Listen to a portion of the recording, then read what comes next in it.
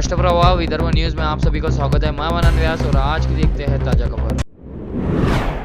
उप मुख्यमंत्री और वित्त मंत्री अजित पवार ने अपने बजट भाषण में घोषणा की कि सरकार 31 मार्च 2024 से अमरावती के बेलोरा विमानतल से यात्री विमान सेवाएं शुरू करने की योजना बना रही है, जिसके बाद अमरावती में खुशी व्यक्त की जा रही है। अमरावती एयरपोर्ट पर air calibration of precision approach path indicator यानी PAPI का परीक्षण सफलतापूर्वक पूरा हो गया है, इसलिए अमरावती के लोगों के लिए विमान से आने जाने का रास्ता साफ हो गया है। अमरावती एयरपोर्ट से उड़ान भरने के लिए नागरिक उड्डयन महानिदेशालय से अनुमति मांगी गई है। ये अनुमति मिलने के बाद यहां से नियमित उड़ान शुरू हो जाएंगी। इस बीच अमरावती एयरपोर्ट के खुलने के बाद इस क्षेत्र में तदनुसार उद्योग और रोजगार के अवसर पैदा होने की संभावना है। वित्त मंत्री ने 31 मार्च से यात्री हवाई सेवा शुरू करने का संकेत दिया। वित्त मंत्री की घोषणा का स्वागत किया जा रहा है। राज्य के उप मुख्यमंत्री एवं वित्त एवं योजना मंत्री अजित पवार ने रिकॉर्ड 11वीं बार महाराष्ट्र सरकार का बजट पेश किया है। आम आदमी को केंद्र मानकर विकास का संतुलन साधने वाले वर्ष 2025-26 की घोषणा इस बजट में किसानों, खेतीहर मजदूरों, महिलाओं और श्रमिक वर्ग के साथ साथ गरीबों, कमजोरों, पिछड़े और अल्पसंख्यक समूहों के विकास के लिए की गई है। वित्त मंत्री द्वारा की गई बजट घोषणाओं से अमरावती को भी लाभ होगा और 31 मार्च 2025 से अमरावती बेलोरा हवाई अड्डे से यात्री उड़ान सेवाएं शुरू होने की घोषणा महत्वपूर्ण है। इस बारे में सुलभाताई खोडके ने उप मुख्यमंत्री अजितदादा पवार को धन्यवाद और बधाई दी है। अमरावती मधील बेलोरा विमानतळाचे काम पूर्ण झाले असून तेथून 31 मार्च 2025 पासून प्रवासी सेवा सुरू करण्याचं आमचं नियोजन आहे। पूर्व वित्त राज्य मंत्री रह चुके डॉक्टर सुनील देशमुख ने कहा कि बजट में विभिन्न विभागों को सैकड़ों हजारों करोड़ों रुपए आवंटित करते समय इस बात को साफ तौर पर नजरअंदाज कर दिया गया है कि राज्य पर 7 लाख करोड़ रुपए का कर्ज है। 2100 रुपए देने पर सहमति बनी, लेकिन अब उन्हें सिर्फ 1500 रुपए मिलते हैं। महिला दिवस के दूसरे दिन प्यारी बहन के साथ यह घोर धोखा है। चुनाव से पहले बीजेपी ने अपने घोषणा पत्र में किसानों का कर्ज माफ करने का जो वादा किया था, उसका इस बजट में जिक्र तक नहीं किया गया है। प्रावधानों से यह स्पष्ट होता है कि यह अर्थसंकल्प केवल मुंबई, पुणे, ठाणे और नागपुर शहरों केंद्रित है। वही सांसद बलवंत वानखेड़े ने बजट में लाडली बहनों को 21,000 रुपए मानधन तथा किसानों की कर्ज माफी की घोषणा नहीं होने पर अफसोस जताया। राज्याचं जे आज अर्थ बजेट सादर झालं त्यात असं वाटलं की शेतकऱ्यांना कर्जमाफी होईल, आमच्या लाडक्या बहिणींना 2100 रुपये मिळतील आणि अजून काही फार मोठ्या घोषणा होतील, परंतु पोकळ घोषणाचा पाऊस पाडून आज हे तुटीचा अर्थसंकल्प राज्याचा सादर झालाय।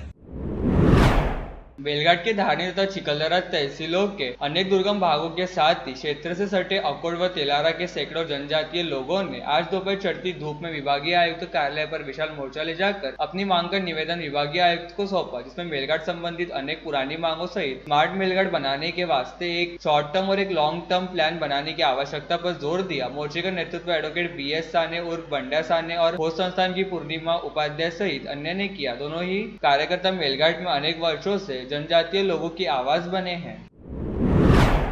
महाराष्ट्र राज्य लाल बावटा खेत मजदूर यूनियन तथा स्मार्ट तथा प्रीपेड इलेक्ट्रिक मीटर विरोधी कृति समिति की ओर से बढ़ते बिजली बिल तथा स्मार्ट मीटर, प्रीपेड मीटर के विरोध में आज बीज ग्राहक जन मोर्चा का आयोजन किया गया था। इरविन चौक से डॉक्टर बाबा साहेब आम्बेडकर स्मारक से दोपहर 12 बजे मोर्चा निकाला गया। इसका समापन गर्ल्स हाई स्कूल चौक से महावितरण के अधीक्षक अभियंता के कार्यालय पर हुआ। इस मोर्चे में बड़ी संख्या में लोग शामिल हुए तथा पश्चात आंदोलनकारियों ने ज्ञापन देकर प्रीपेड तथा स्मार्ट मीटर के विरोध में ज्ञापन दिया गया। भाजी बाजार के श्री सोमेश्वर महादेव संस्थान का कोल्हापुरी गेट भातकुली रोड पर स्थित 4.85 हेक्टेयर खेत पुनः देवस्थान के नाम पर हो जाने का दावा महाराष्ट्र मंदिर महासंघ ने आज दोपहर आयोजित प्रेस वार्ता में किया। महासंघ ने दावा किया कि सोमेश्वर संस्थान को कुल कायदा की धारा 121 व अंतर्गत 1969 में तत्कालीन SDO द्वारा प्रमाण पत्र प्राप्त होने से इस संस्थान पर कुल कानून लागू नहीं होता है। उसी प्रकार तहसीलदार ने इस प्रकरण में अनियमितता की है, इसलिए विजय लोखंडे पर कार्रवाई करने की मांग भी संस्थान ने मुखर की। प्रेस वार्ता में राष्ट्रीय संगठक सुनील गणवट, विदर्भ संयोजक श्रीकांत पिसोलकर, राज्य कोर कमेटी पदाधिकारी अनूप जायसवाल, जिला संयोजक कैलाश बनपालिया, पिंगलाई संस्थान के अध्यक्ष विनीत पाखोड़े, हिंदू जनजागृति समिति के जिला संयोजक नीलेश टवलारे, अनुभूति टवलारे, राठीनगर दुर्गा देवी मंदिर के गजानन जवंजाड़, सोमेश्वर संस्थान के अध्यक्ष असोरिया, अमोल इंगोले, रविंद्र डाके, गौरव पानसे, अभय खोरगड़े, बलवंत के गजानन इंगोले आदि मौजूद थे।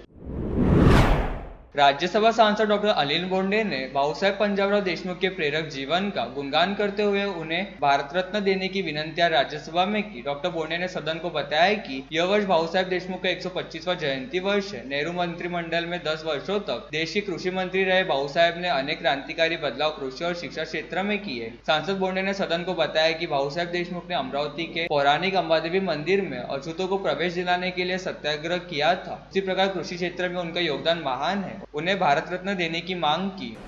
देश के लिए विशेष रूप से शिक्षा, कृषि तथा सामाजिक क्षेत्र में महान योगदान देने वाले स्वर्गीय डॉक्टर पंजाबराव शामराव देशमुख को भारत रत्न प्रदान करने के लिए अनुरोध कर रहा हूं।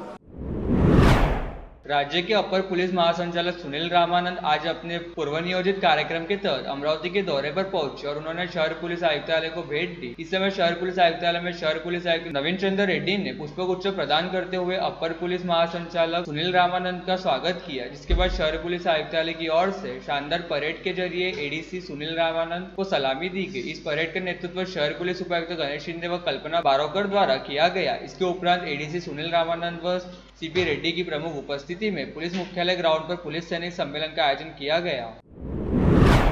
शहर के प्रसिद्ध व्यवसायी पुरुषोत्तम हरवानी पर कांच के गिलास से हमला करने के मामले में 3 आरोपियों को नामजद किया गया है। हरवानी का जेनित अस्पताल में उपचार शुरू है। सिटी कोतवाली में आदर्श हरवानी ने शिकायत दर्ज कर है। इसके आधार पर पुलिस ने राजेश तलरेजा, नारायण तलरेजा और कमल नवलानी तथा महिला के विरुद्ध दफा 324-323 के तहत अपराध दर्ज किया है। होटल आदर्श के व्यवहार को लेकर यह लड़ाई होने की जानकारी है।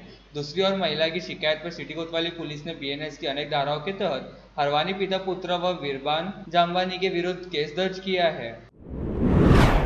महाराष्ट्र राज्य कंत्राटदार महासंघ और राज्य अभियंता संगठन अमरावती जिला ने राज्यव्यापी आंदोलन के तहत आज दोपहर जिलाधिकारी कार्यालय पर मोर्चा ले जाकर धरना आंदोलन शुरू किया। यह आंदोलन गत 6 माह से बकाया बिलों के भुगतान की मांग करते हुए नए ठेकों में लादी जा रही शर्तें हटाने की भी मांग के समर्थन में करने की जानकारी जिलाध्यक्ष अश्विन पवार और अभियंता संगठन के जिलाध्यक्ष उत्पल पांडे ने दी। आंदोलन में सैकड़ों की संख्या में इंजीनियर्स और ठेकेदार सहभागी है।